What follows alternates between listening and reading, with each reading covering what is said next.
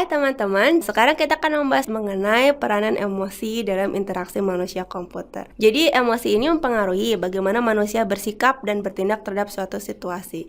Jadi contohnya kalau konteksnya kita lagi emosional, kita mungkin nggak bisa berpikir kreatif, mungkin kita akan berpikiran sempit. Tapi ketika kita lebih rileks, emosinya positif, kita bisa berpikir dengan lebih kreatif. Nah kemudian kalau kita hubungkan dengan masalah interaksi manusia komputer, misalkan kita bikin aplikasi jualan online. Nah, terus orangnya itu lagi stres, lagi suntuk. Nah, kemungkinan dia untuk melakukan kesalahan akan lebih besar. Nah, jangan sampai ketika dia melakukan error-error, kemudian dia lebih frustasi lagi, akhirnya berdampak buruk pada interaksinya dengan sistem. Nah, kalau dari segi bisnis ya berarti dia tidak jadi melanjutkan transaksinya. Emosi itu sendiri diartikan sebagai interpretasi manusia terhadap respon biologis yang dilakukan tubuhnya terhadap suatu stimulus. Stimulus bisa kejadian, bisa perlakuan orang lain, dan bisa eksternal, bisa internal. Nah, emosi ini melibatkan aktivitas secara fisik maupun kognitif.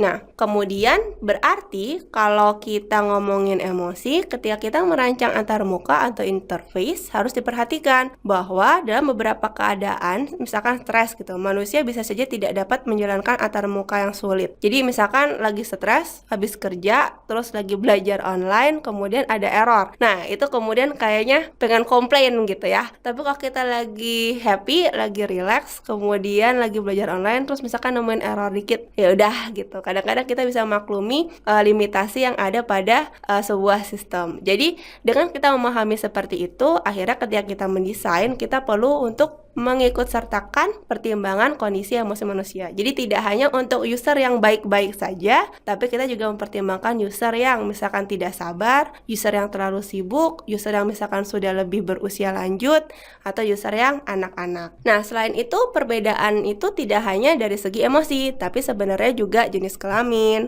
kemampuan fisik, kemampuan intelektual juga dapat dipertimbangkan. Nah, beberapa keputusan desain interaksi bisa jadi mengutamakan sekelompok pengguna dan merugikan sekelompok pengguna lainnya yang menjadi minoritas. Sebagai contoh, misalkan kita mendesain user interface yang kita rasa cukup cantik dan cukup bagus gitu ya.